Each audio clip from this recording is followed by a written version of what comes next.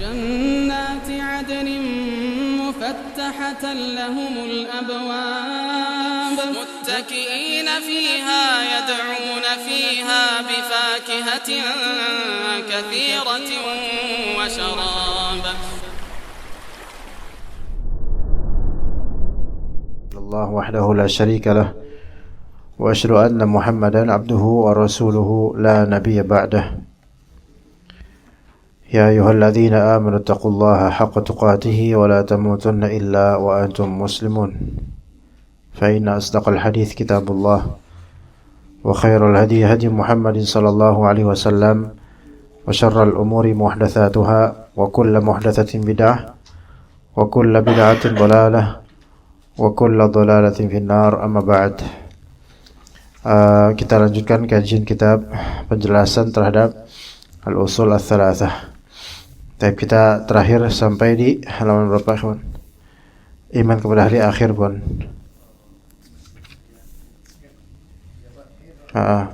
Tapi lebih exactly itu lebih tepatnya di halaman berapa? Kita udah sebulan ini gak berjumpa.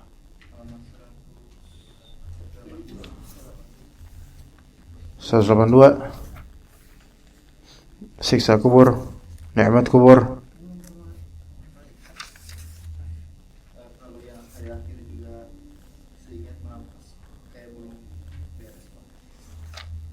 Apa? Yang halaman berapa belum beres?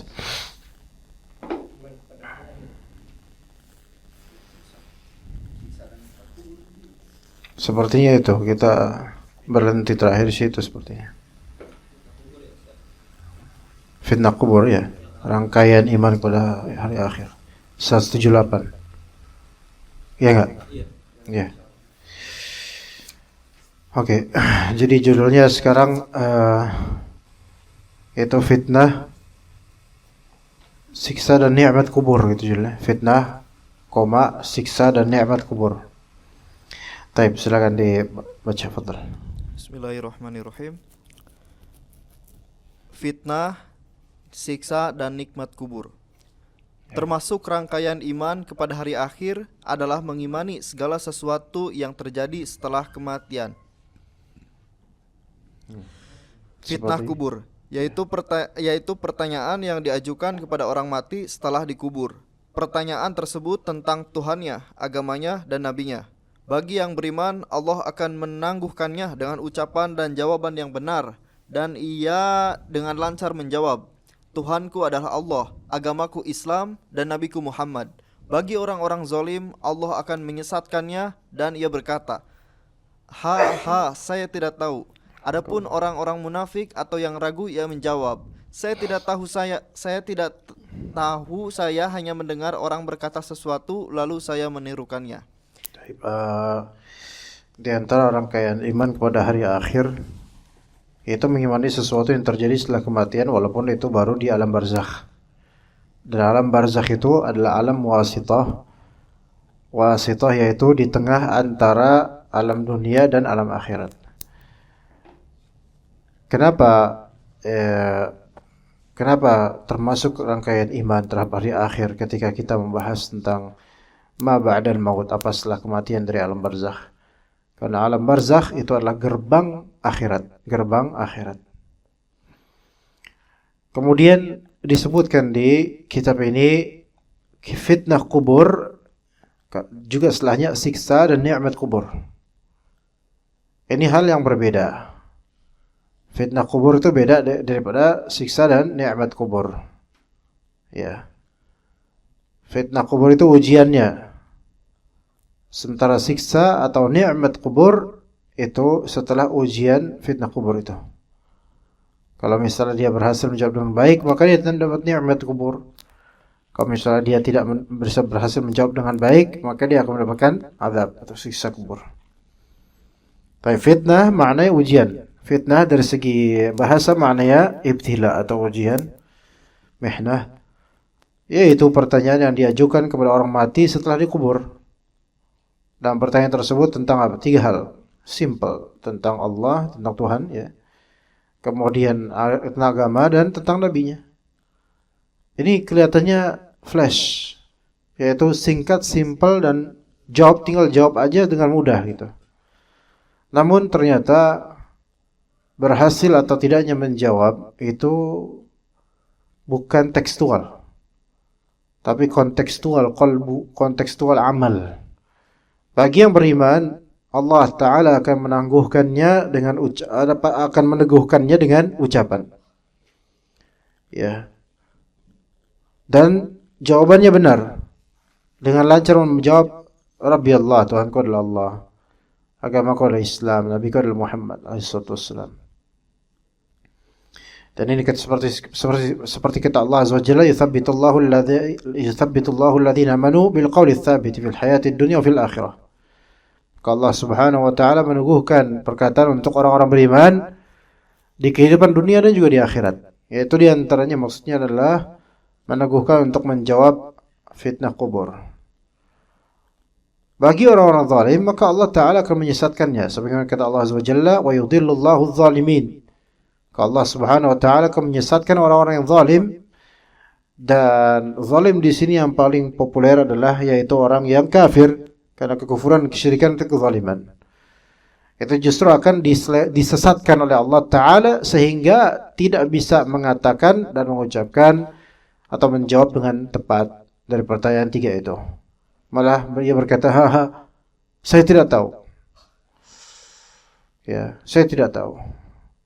Nah, ada pun yang ketiga, orang-orang munafik atau orang yang syak, yaitu orang yang ragu. Ya, maka dia menjawab, saya tidak tahu, saya hanya mendengar orang berkata sesuatu lalu saya menirukannya. Ini pada mau datang nggak Pak Idrus? Dua orang siapa? Oh.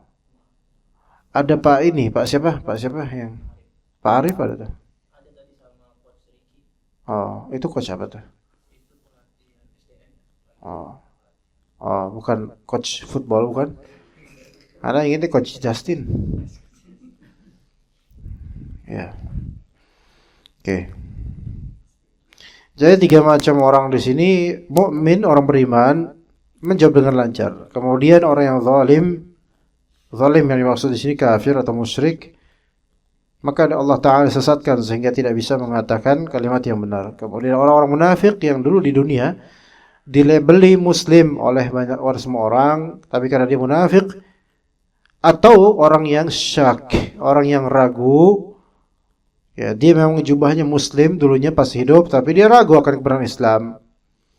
Itu sama, orang munafik dan orang ragu itu hakikatnya itu kufur. Maka mereka hanya bilang, saya tidak tahu, saya hanya mendengar orang berkata sesuatu lalu saya menirukannya. Di sini, people cannot lie. Orang-orang tidak akan mungkin bisa berdusta. Tidak mungkin bisa berbohong. Di dunia, orang bisa berbohong. Dalam masalah siapa Tuhannya, apa agamanya, KTP-nya, orang bisa bohong.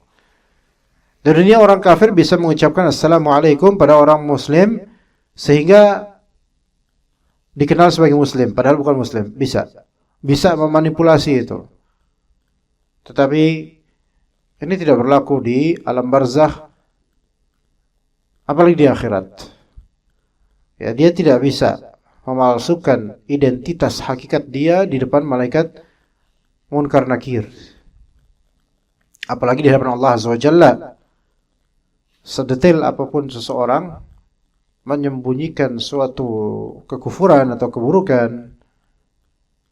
maka enggak bakal bisa disembunyikan dari Allah Azza wa Jalla.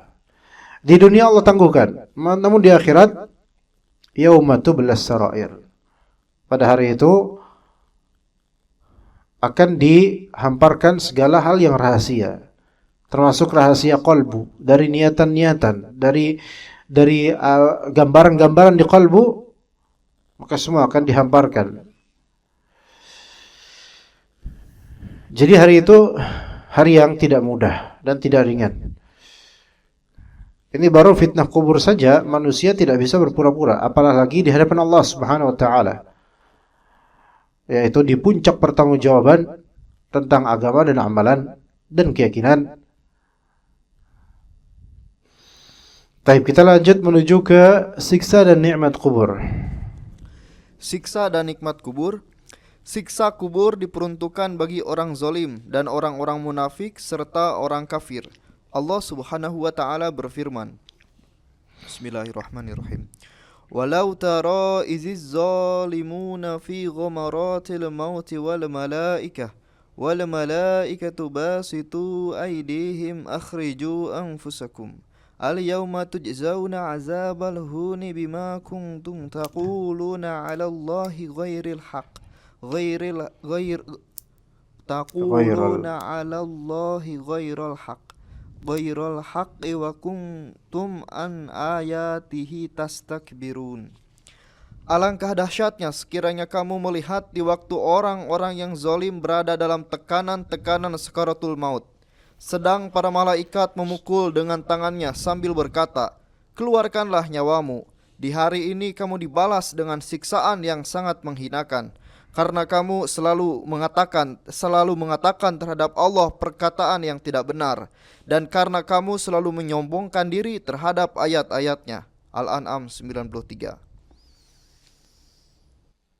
Baik, ini surat Al-An'am ayat 93. Anda mau coba melihat lebih detail lagi ke tafsirannya di masalah al-zalimun di sini. Apakah ini khusus berlaku pada orang-orang kafir atau dia bisa berlaku juga kepada orang yang semakna dengan ini, yaitu zalim bukan dari segi kufurnya. Kita coba lihat di Al-An'am ayat 93 insyaallah.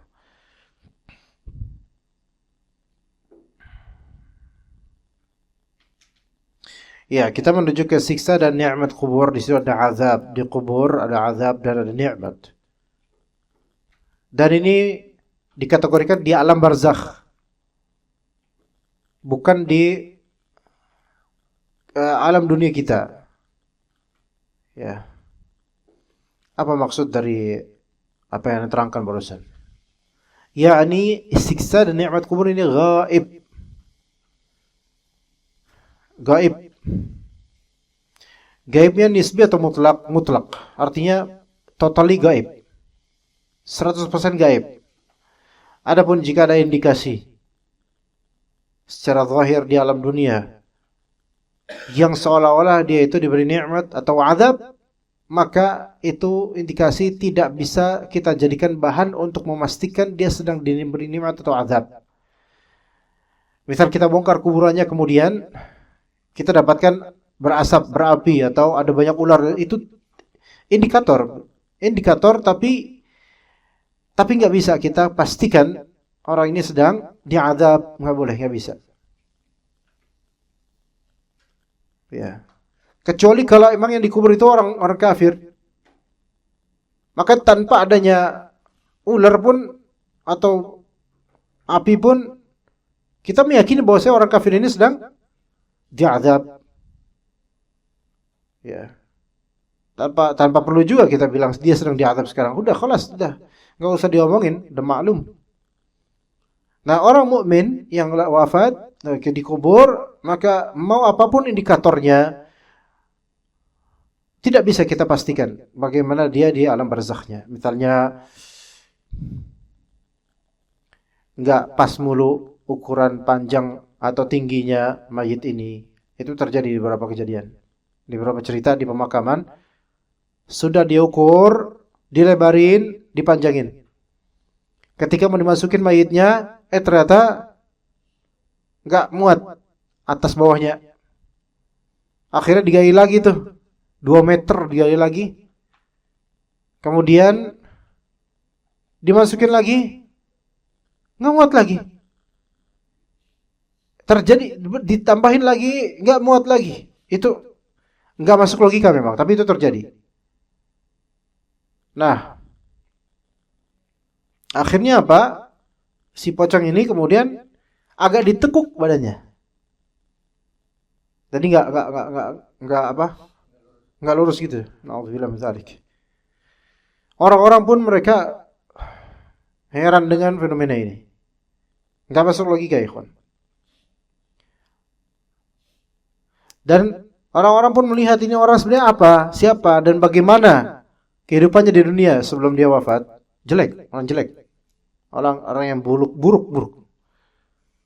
Kalau mungkin keluarganya itu malah bersyukur dia mati. Tapi dia Muslim. Tayyib. Indikator dia indikator dia ditolak oleh bumi atau dia bakal kena azab kubur, itu indikatornya emang ada. Ini seperti ini enggak masuk logika. Tetapi apakah boleh kita katakan ini dia sedang diazab? Boleh? Enggak. Walaupun dia nakalnya sebagaimana, tapi dia Muslim, enggak boleh. Enggak boleh kita ngomong gitu. Kemudian di dalam kuburnya tiba-tiba ada berapa ular misalnya. Takutan orang-orang. Walaupun itu seolah-olah ada indikator dia itu bakal diazab nanti. Tapi nggak bisa kita bilang dia sedang diazab sekarang. Kita nggak tahu hal yang gaib seperti ini. Tapi mungkin ada yang bertanya, tapi Rasulullah pernah mengatakan kedua kuburan ini pemiliknya sedang diazab. Itu Rasulullah bisa tahu karena ada wahyu. Nah kita hanya ada wahyu Budiarto. Kita nggak ada wahyu dari Allah Azza wa Jalla. Gaib dah kelas. Nggak bisa. Ya. Kemudian ayat Al-An'am 93. Walau tara idh zalimuna fi ghamaratil maut wal malaikatu basitu aydihim akhriju anfusakum. Maka dahsyatnya sekiranya kalian melihat di waktu orang-orang yang zalim. Tapi di sini ada lafaz waktu orang zalim. Di sini kalau kita melihat ke ayatnya, wa man azlamu mimman iftara 'ala Allahi kadziban aw qala uhiya ilayya wa lam yuha ilayhi syai'. Wa man qala sa'unzilu mithla ma anzala Allah. Dan siapakah yang lebih zalim daripada orang yang iftara 'ala Allahi kadziba? Membuat suatu kedustaan atas nama Allah. Ini satu indikator orang zalim. Kedua, qala uhiya ilayya wa lam yuha ilayhi syai'. Diwahyukan kepada saya dan padahal enggak ada wahyu buat dia. Kayak beberapa yang disebutkan oleh Imam Ghufran itu. Saya dapat ilham dari Allah gini-gini. Ini kadzab. Ini muftarin. Ini zalim. Kalau enggak taubat berbahaya ini urusan dia. Bisa kufur bahkan, bisa kufur. Karena ada beberapa kalimat-kalimat kufurnya. Kita serahkan urusannya pada Allah. Ngomong mengaku dapat wahyu dari Allah, padahal enggak ada, dia bukan nabi, bukan apa. Atau mengatakan sa'unzilu mithla ma anzalallah. Saya akan menurunkan hal yang seperti Allah turunkan, yaitu saya akan membuat kitab samawi seperti Al-Qur'an dan semisalnya. Subhanallah. Ini orang-orang kriteria orang-orang zalim yang disebutkan di sini. Adakah orang yang lebih zalim daripada itu? Ya. Itu berdusta atas nama Allah Ta'ala. Dan dikatakan oleh para ulama di antara bentuk kedustaan, kezaliman di sini yang bahaya sekali ini yaitu bi anna saba ilallah qaulan aw hukman wa huwa ta'ala bari'un minhu, yaitu menisbatkan kepada Allah suatu perkataan atau suatu hukum yang Allah Ta'ala itu berlepas diri darinya. Ini biasanya untuk para ustaz-ustaz. Karena sebagian ustaz itu kadzab. Tukang bohong. Iya. Sebagian ustaz tukang bohong. Bukan bohong di bisnis properti. Ya ada juga yang kayak gitu. Tapi bohong di yang lebih buruk daripada itu. Yaitu di masalah hukum Allah. Di masalah hukum Allah, hukum syariat. Dia bohong. Mengatakan ke umat suatu hukum yang bertentangan dengan dalil dan dia mengotak-atik dalil sehingga terbitlah hukum dari lisannya, hukum dusta, hukum yang dusta, yang tidak sesuai. Maka ini masuk dalam iftara 'ala Allahi kadziba. Ya, juga yang kedua yaitu orang yang menyatakan saya mengklaim dirinya nabi atau dapat ilham dari Allah, dapat wahyu dari Allah. Ini kadzib, bohong. Atau yang ketiga, dia mengklaim saya bisa menandingi Al-Qur'an, saya bisa membuat yang semisal dengan Al-Qur'an. Ini semua bohong. Maka walau di ayat ini, walau tara idz zalimuna fi ghamaratil maut. Orang yang kayak gini akan mengalami nanti sakaratul maut, ghamaratil maut. Seandainya kau lihat ya, wahai Muhammad SAW. Orang-orang zalim ini, orang-orang yang seperti ini, yang tukang bohong atas nama agama Allah dan seterusnya, ketika sakaratul maut dan syada'id, kesulitan sakaratul maut itu menyelimuti dirinya, yaitu engkau akan melihat amrun hailan wa halan syani'ah, yaitu perkara yang begitu mengerikan. Dan dikatakan wal malaikatu basitu aydihim, dan para malaikat di dalam tekanan sakaratul maut, para malaikat memukul dengan tangan mereka. Ya. Seraya berkata, akhriju anfusakum. Kalian akan keluarkan dirimu, keluarkan nyawamu dari tubuhmu. Dipaksa kemudian oleh malaikat itu. Maka kata Allah Azza wa Jalla, "Al-yawma tujzauna 'adzabal hun." Pada hari ini, mulai hari ini, start from kematian, awal kematian ini, mulai dari awal kematian, maka kalian akan mendapatkan ganjaran, balasan dengan siksaan yang sangat menghinakan, adzabal hun, yaitu siksaan yang hayyin, yang merendahkan. Sebabnya apa? Bima kuntum taquluna 'ala Allahi ghairal haqq. Sebabnya adalah kalian berkata tentang agama Allah, atas nama Allah, sesuatu yang tidak benar. Jadi jangan kira orang-orang kayak gini melenggang begitu aja. Ya, mengatakan hukum ini begitu begini, di utak-atik hukum Allah Azza wa Jalla. Terus dia dapat fee, dapat bayaran dari orang-orang menyimpang, dari tokoh-tokoh menyimpang. Kemudian memprakarsai bid'ah, mengajarkan pakai jimat, mengajarkan sihir bahkan kadang-kadang. Dan menisbatkan itu semua ke agama Allah Azza wa Jalla. Maka ini berbahaya sekali. Dan semakin populernya orang, semakin sulit untuk dinasihati. Ya, kadang-kadang hijab nasihat itu adalah hubbus syuhrah, cinta popularitas. Ya, hijab nasihat, maksudnya penghalang nerima nasihat karena udah banyak follower.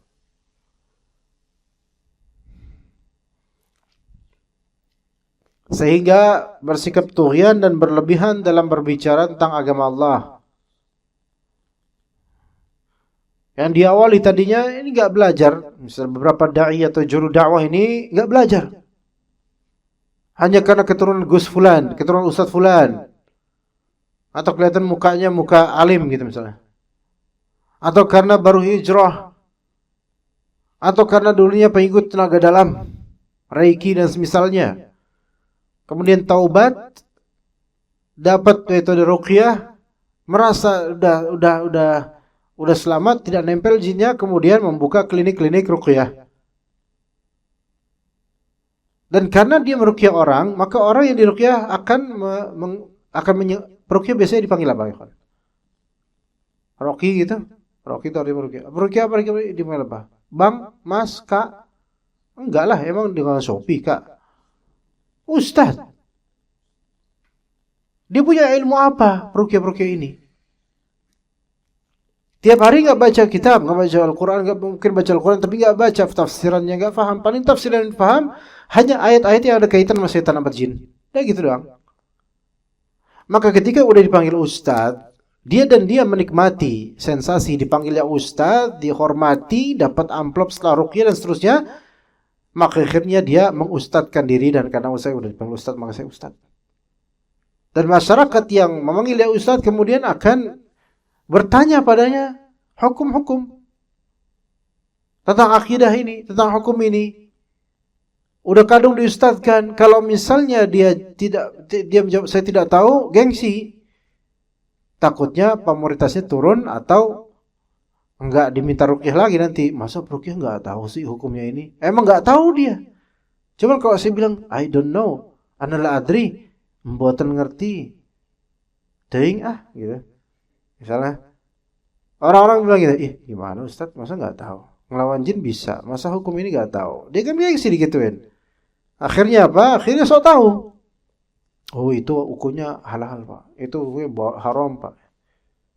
Ya, gitu. Atau cari dulu di Google atau di ChatGPT apa hukumnya makan kambing sambil ngeruqyah atau hukumnya makan jeroan untuk ruqyah apalah gitu.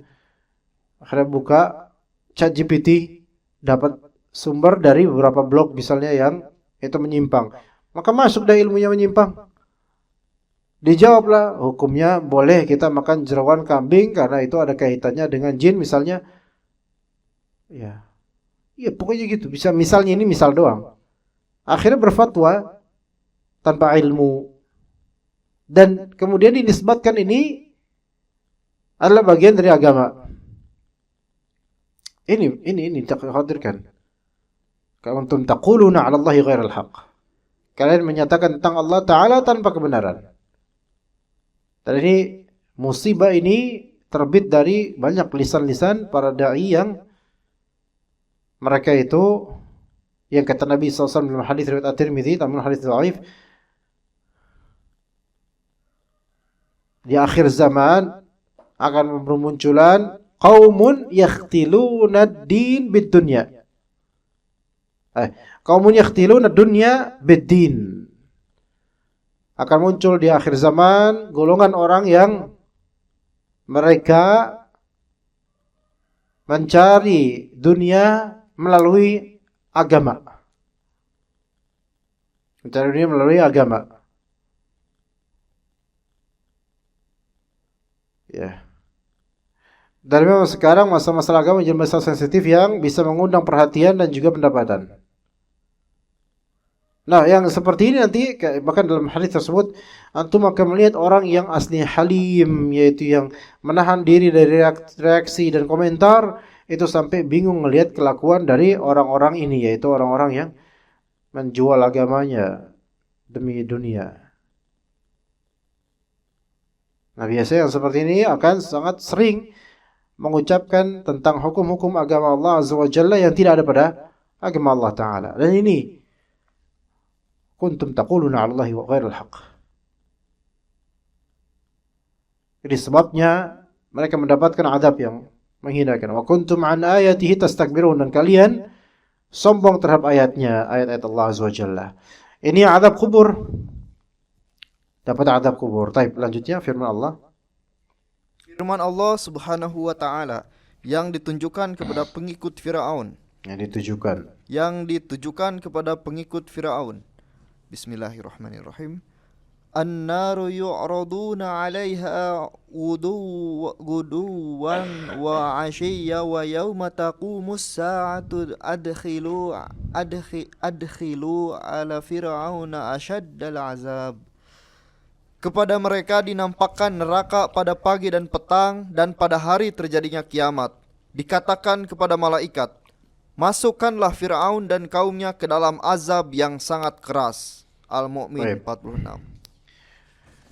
Ya, ini di alam barzakh, di alam kubur untuk Firaun khusus di sini, dan juga orang-orang yang semisal dia orang-orang kafir. Ditampakkan neraka pada pagi dan petang, yaitu ditampakkan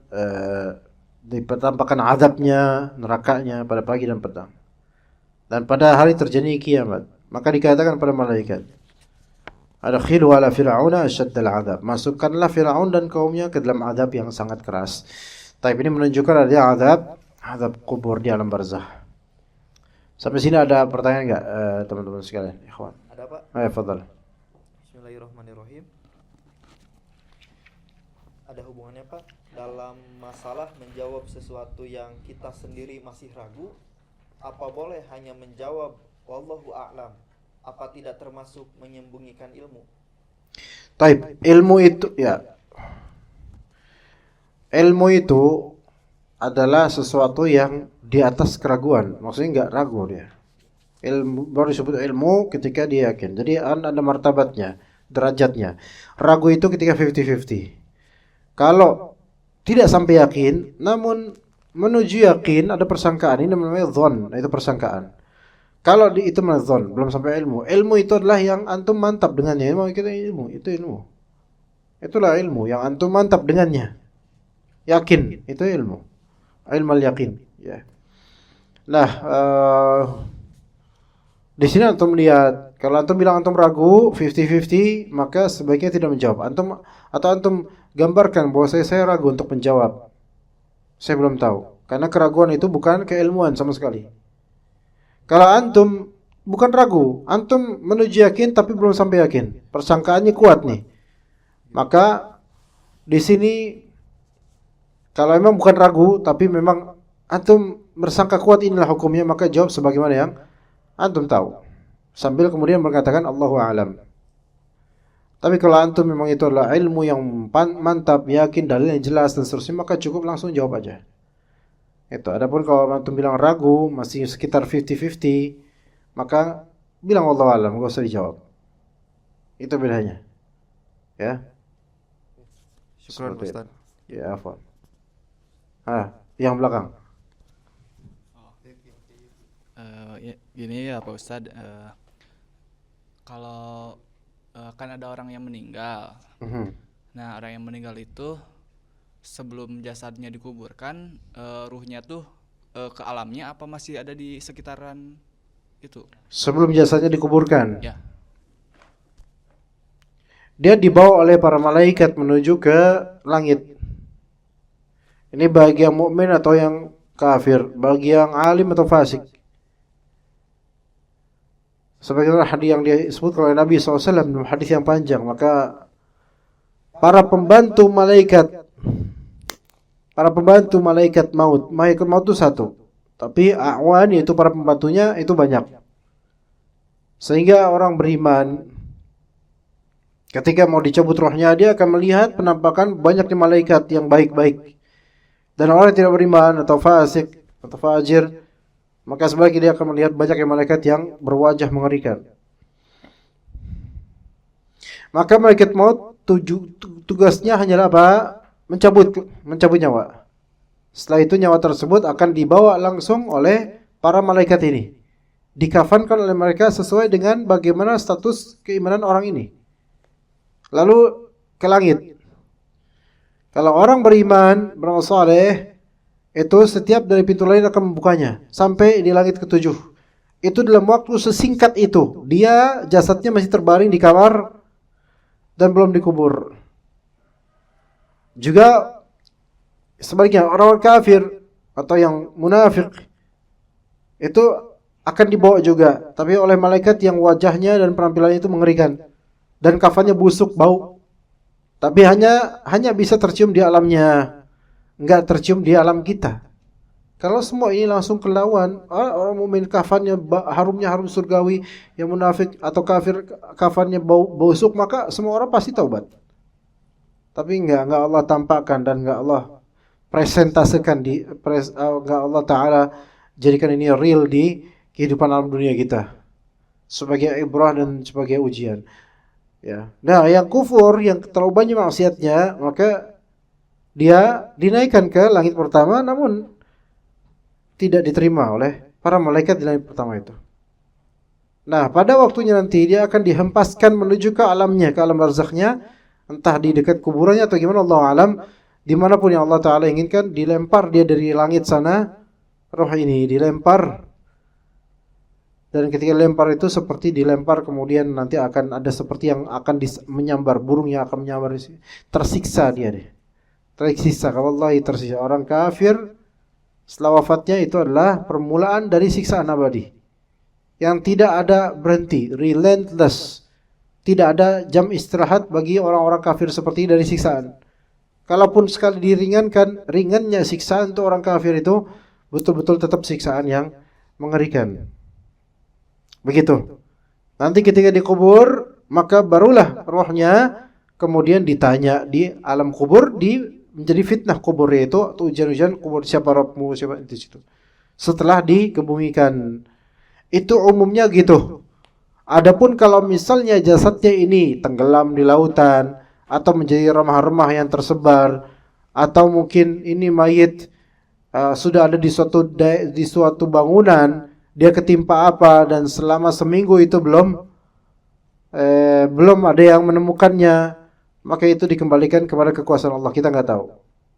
Kita nggak tahu kapan dia akan ditanya di alam barzakhnya. Wallahu a'lam. Begitu. Nah.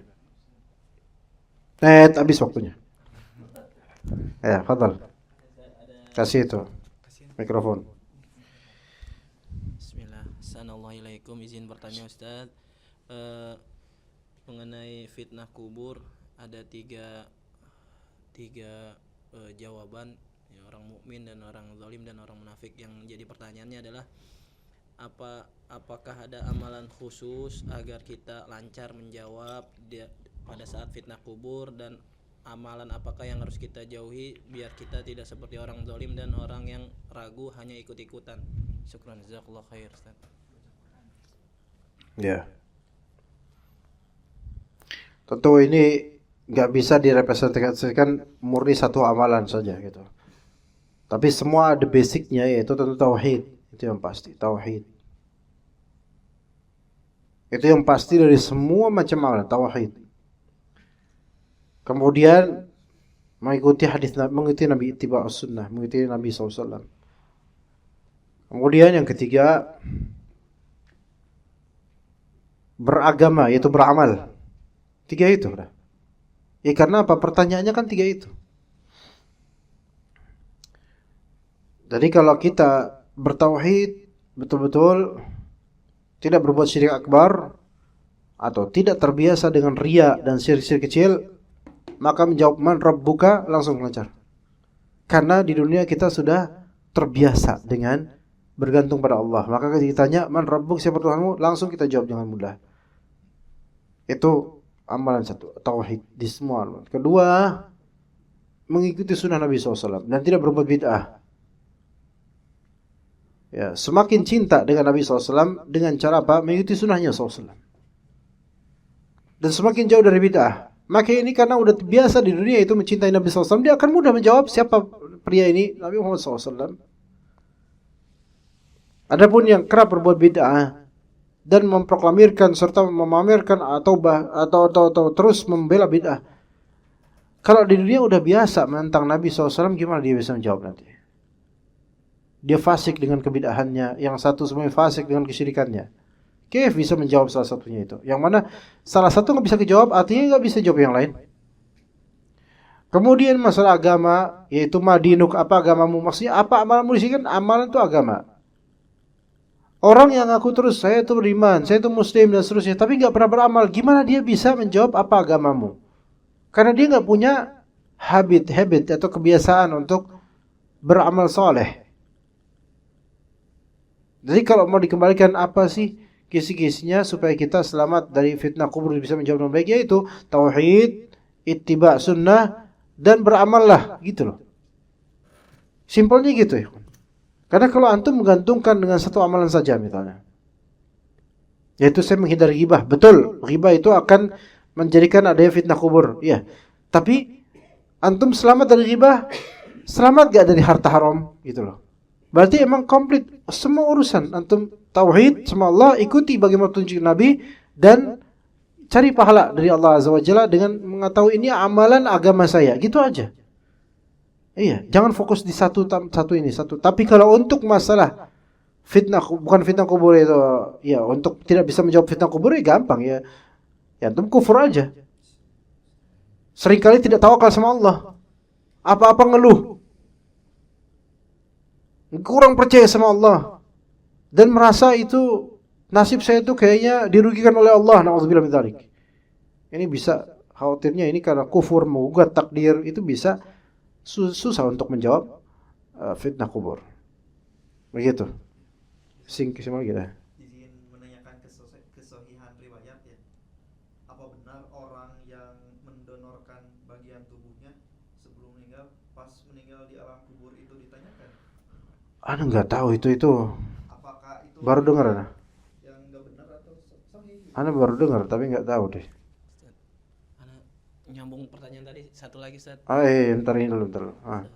Ini Ustaz, tadi kan poinnya tauhid, ittiba sama beramal ya Ustaz. Nah mengenai tauhid Ustaz, kan mengenal tentang Allah Ustaz, yang ditanyakan adalah kalau kita mau mengenal Allah secara mendalam gitu Ustaz, kitab atau belajar apa gitu, bidang apa gitu Ustaz. Sedangkan Ya. saat ini kan kita sering dengar tauhid, cuma saya sendiri belum tahu apa yang harus saya dalami dalam bidang tauhid itu, kitab apa gitu Ustaz. Ya, Termasuk yang kita pelajari kan tentang tauhid juga ini Ustaz. itu pertanyaannya. Iya. Oke. Ini pertanyaan sangat besar. Ma'rifatullah yaitu mengenal Allah ada di kitab ini juga. Kalau mau lebih dalam lagi, antum mengenal Allah dari dua cara. Satu, mengenal Allah dari ayat syariah, dari sisi syariatnya, dari sisi keagamaan. Yang kedua, mengenal Allah dari sisi ayat kauniyah, yaitu dari sisi kesemestaan. Mengenal Allah dari sisi ayat syariah, antum mempelajari yaitu tiga hal. Pertama, antum mempelajari tauhid, rububiyah dan asma wa sifat. Itu ada di kitab-kitab seperti Fiqih Asmaul Husna Syekh Abdul Razzaq. Itu khusus membahas tentang rububiyah Allah dan asma dan sifatnya. Kemudian tauhid yang kedua, belajar tauhid al-ibadat, tauhid uluhiyah. Itu ada di kitab At-Tauhid Syekh Muhammad bin Wahab dan penjelasannya. Kemudian yang ketiga itu belajar fikih dengan dalil-dalilnya. Ini cara mengenal Allah Azza wa Jalla secara syar'i. Fikih akidah gitu Ustaz. Hah? Maksudnya fikih akidah apa fikih? Enggak, fikih salat. Gitu. Enggak mesti madhab. Al-muhim fikih. Mau madhab ke mau enggak ke. Yang penting pakai dalil, bukan madhab-madhaban sekarang. Tapi dalilnya gitu loh. Karena mengenal agama Allah itu dengan dalil. Nah, kalau misalnya antum belajar fikih, misal bahkan fikih nikah. Antum belajar dan dalil-dalilnya antum lihat. Ini mengenal Allah, mengenal hukum Allah, mengenal Allah Azza wa Jalla. Mengenal kebijaksanaan Allah Azza wa Jalla dengan dalil-dalil itu. Itu. Maka belajar fikih itu termasuk ma'rifatullah dari segi ahkam, dari segi hukum. Ini mengenal Allah dari sisi syariatnya, akidah dan juga fikih. Kemudian mengenal Allah dari sisi kauniyah, kesemestaan. Maka antum jadikan segala kejadian dan segala yang ada, maka antum refleksikan sebagai bukan bentuk perwujudan Allah, bukan, tetapi sebagai bukti adanya kemahakuasaan Allah Azza wa Jalla. Kebijaksanaan Allah Azza wa Jalla ini termasuk mendalami, mengenal Allah Ta'ala, mendekatkan diri pada Allah Ta'ala dengan mendalami ayat kauniyah. Misal antum dapat musibah, maka antum dalami ini dengan apa? Mentadaburi bahwasanya di balik musibah ini hikmah, ada kebaikan dari Allah dan seterusnya. Maka ini termasuk mengenal Allah Subhanahu wa Ta'ala. Antum melihat misalnya ada laron, tiba-tiba banyak. Antum pikirkan subhanallah, ini gimana kok bisa tiba-tiba banyak, terus berasal dari mana? Dari rayap dan gimana dan seterusnya. Itu semua ada kronologi yang Allah Ta'ala ciptakan dan antum mengingat Allah dengan itu. Ini merupakan bentuk mengenal Allah Azza wa Jalla dengan ayat kauniyah. Ini ibadah juga yang banyak ditinggalkan oleh orang-orang. Begitu. Maka dengan terbiasa seperti ini, antum biasa tadabbur ayat, hukum dan tadabbur alam dinisbatkan pada Allah, itu insya Allah akan mempermudah antum untuk menjawab ini karena terbiasa hati ini mengaitkan diri pada Allah Azza wa Jalla. Begitu. Tadi gimana? Soal ini Pak Ustaz, riwayat Anggota tubuh kita. apakah benar orang yang mendonorkan anggota tubuhnya, apakah itu ditanyakan di alam kubur? Katanya ada yang bilang gitu. Apakah ini riwayat benar gitu? Anda nggak tahu ya. Donor darah misalnya, Kayak atau ginjal. ginjal, mata, yang kayak gitu Pak Ustaz. Kalau di dalam kubur ditanya matamu kenapa, matamu kok itu picek satu terus dikasih, itu Anda nggak tahu riwayat itu. Wallahu a'lam. Tapi kalau di akhirat, iya ditanya semua itu. Ditanya kenapa, dikasih kenapa, itu semua hal ditanya di akhirat. Tapi kalau di kuburan Anda tidak tahu. Nah, kalau misalnya orang mau mati, kemudian di dalam organ tubuhnya itu masih ada harta, maka dicopot kalau bisa. Kalau nggak bisa, ya udah kelas, langsung dikebumikan aja. Gitu. Syukran Ustaz. Ya, Pak. Seperti gigi palsu, kalau misalnya nggak bisa atau nggak bisa dibuka, ya udah nggak usah. Kalau tambalan termasuk gigi palsu nggak Ustaz? Dinambal pakai apa dulu? Bor atau apa? Enggak lah, itu enggak usah, enggak itu enggak ada kaitan, nanti enggak usah, biarkan aja. Enggak gigi palsu di sini, gigi palsu yang worth it gitu, yang ada pakai emas, perak, itu kan harta. Iya. Tapi kalau gigi palsu emas emang asli murni dari kecil, gigi kuning, gigi emas, itu nggak usah di. Alami kok itu emang natural. Nggak ada yang bakal cepat-cepat pergi gitu ya. Begitu. Tapi kalau misalnya itu emas, maka ini kan harta. Maka sebagian mengatakan dibolehkan untuk dicabut. Tapi Allah alam, untuk itu anak perlu periksa lagi, karena ini bagian tubuh manusia yang telah mati itu pada asalnya haram untuk diprotolin, apapun itu asalnya gitu. Kecuali perhiasan yang nempel atau melekat atau ini kayak ini perhiasan kayak melekat apa? Ini dicopot harus. Tapi kalau sesuatu yang udah permanen, nah ini yang diperselisihkan. Sepertinya sih jangan, ya.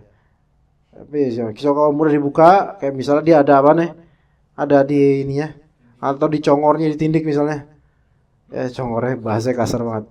Ditindik itu, dan itu emas gitu misalnya, makanya dicopot. Jadi warisan itu, Ustaz. Iya, jadi warisan. Ya iya. Antum nggak pernah kan lihat pocong di sini ada ininya? Kan dicopot pasti. Pocong Cina aja nggak ada bawa batang emas gitu, nggak ada, karena nggak dibawa itu. Seperti itu. Ya kita cukup sampai sini insyaallah. Barakallahu fikum jami'an wa sallallahu ala nabiyina Muhammad wa ala alihi wa sahbihi ajma'in. Subhanakallahumma rabbana bihamdika asyhadu an la ilaha illa anta astaghfiruka wa atubu ilaik. Assalamualaikum warahmatullahi wabarakatuh.